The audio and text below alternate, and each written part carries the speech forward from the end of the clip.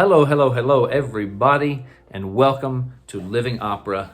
I am Norman. Thank you for tuning in today. It is great to see you. If you're not familiar with our work here at Living Opera, we are a community of artists, singers, instrumentalists, and people who just love classical music in general, and we deal with the opera industry. So we tackle the voice, we tackle the art and the business of being an opera singer.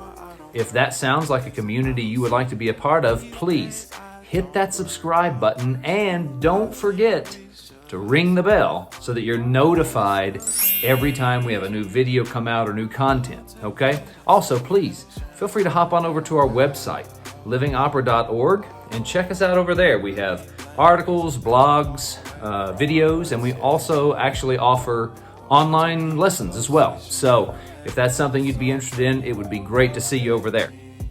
So everybody, I have been doing this transition about 394 times. So instead of doing the transition a 395th time and screwing it up again, I decided to call in the professionals. So I also can't get anything done until this is over because we share an open space. There you go. I love you.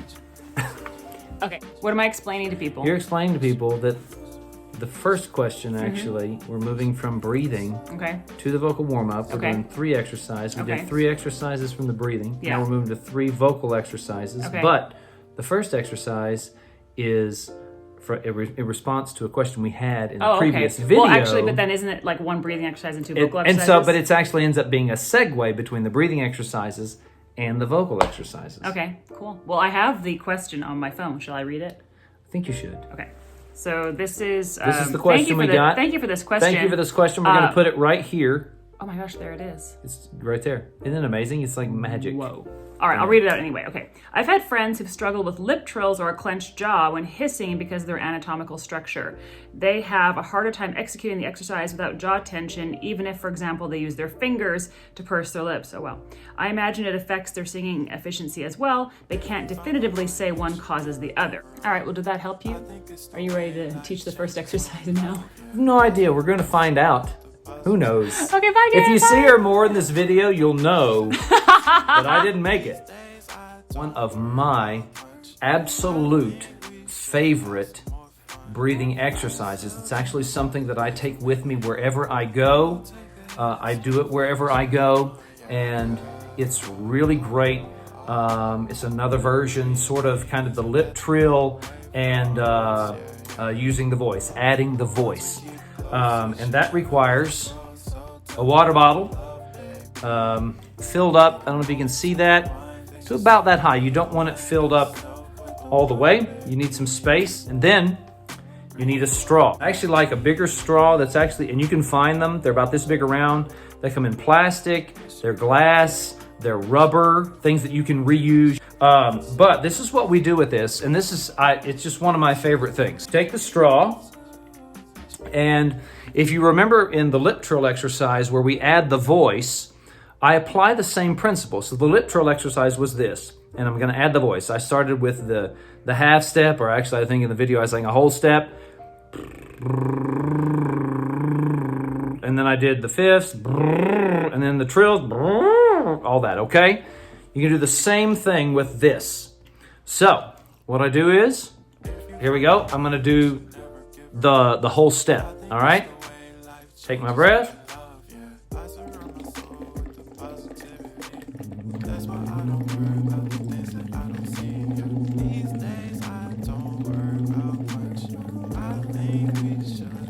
Okay, let's do the fifths.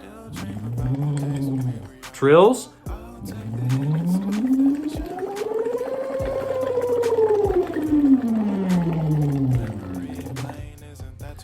And it is absolutely one of the best exercises. It focuses the movement of air. You feel the connection. You feel that kind of thin streamline, and it requires the pressure. How's this filming going? It's going really well. I'm made for the camera. Obviously. This is what, like the 30th take? I think something like that. I'm sorry. I'm trying not to be distracting. See that face? Does that look like a face that's not distracting to you? I'm speaking to everyone out there in camera land. Okay, but so you were talking about your second vocal exercise. Do you want to tell me about Exercise number 2. It's a very simple exercise. It is one that we both do, and if you work with Soula and I for any length of time, you will find that we will do this exercise with you as well. It's quite simple, but we both do it, and it is the first vocal exercise. Are we gonna have an off-camera moment? That's a great G chord, isn't it? Though, let's be honest. Bring. There is the first exercise. Bring. No.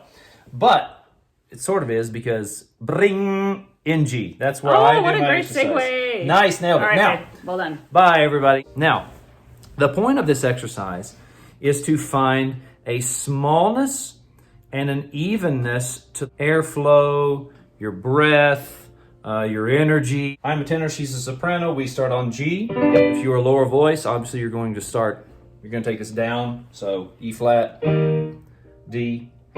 So the structure of the exercise in your pattern is this.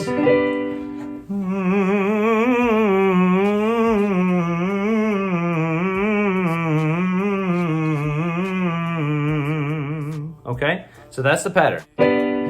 You do 6, breathe, and then 6. You're going to start, like again, I start on G. When I move up to get up a third, then I will stop doing 6 and 6, and I will begin to do them just in one breath, but I will add 2. So instead of 6, I will do 8. That looks like this. And let me get on B here.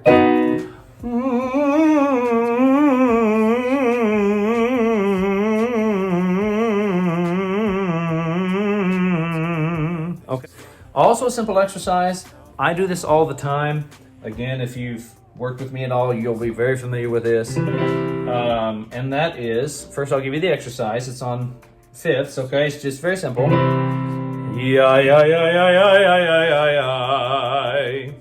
That's it. So I start on E flat. Again, I take my fundamental breath that we've talked about, and here we go.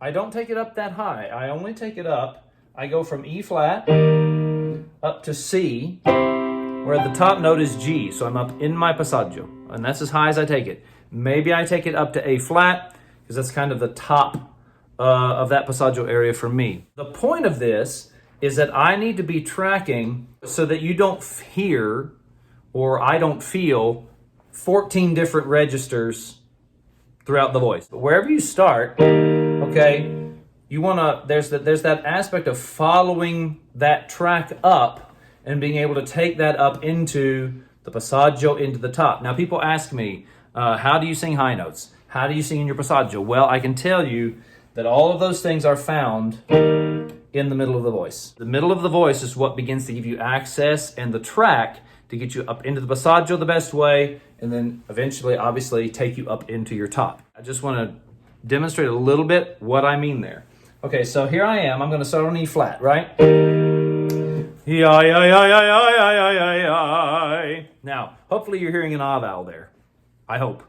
If you're not, well, I need to practice more anyway, so this is good. But there's my track, right?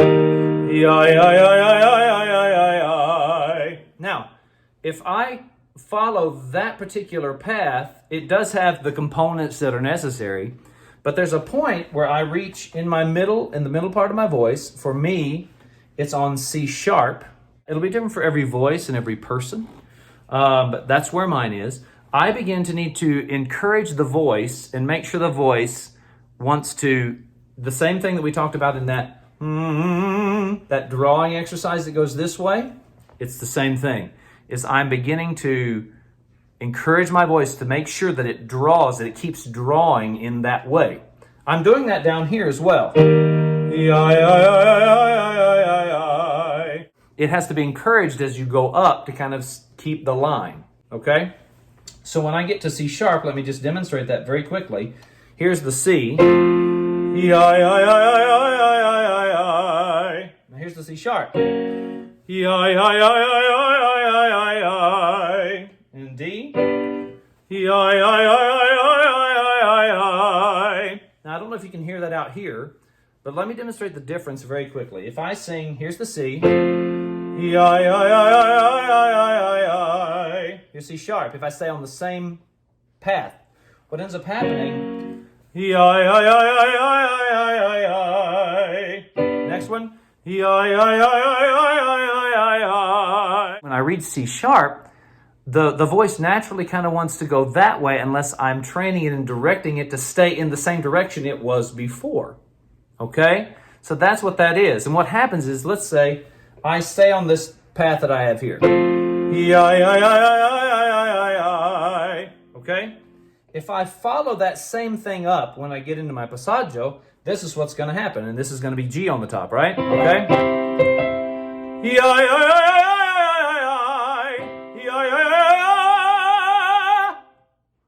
That's trouble. Especially if I'm trying to go any higher than that. That is trouble. The larynx is going to hit me between my eyeballs at best, if not my forehead, right? And that started with, I didn't encourage the voice to go this way sooner. So, again, let's talk about this here. So we have F to C. Now C sharp. D. Now, I don't know if you can hear that on there, but that's maintaining its direction. Now, there's no cover happening. There's no manipulation of, I got to do something to make that take place. No.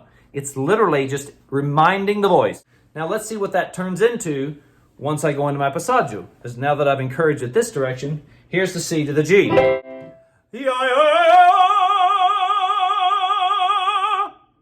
See, there's G. And that's all because of what I began to tell the voice is C sharp and D. Now, everybody has that in their voice, and you find that for yourself. I'm not saying that's the point, C sharp, D for you. You have an individual place. It's not about making a huge deal out of something. I'm just saying that this is how we track the voice so that we can get up into our passaggio. See, it still has, what does it still possess? It still possesses what we've already given it. Fundamental breath, boom, right there. It's very narrow, it isn't wide. And then I'm tracking the voice, and when I get to that little passaggio right here, for me, ya. And then, so then when I'm able to then, ya, it's still the drawing up, right? So, that's exercise number 3, tracking the voice. Thank you so much for being here. Again, if you have enjoyed this video, please hit that subscribe button, ring the bell so that you're notified. Check us out on livingopera.org. And please comment if you have any questions, because obviously in these videos you can't cover everything. Please comment below, and if you have any questions, any ideas, we love that. Let us know how we might be able to help.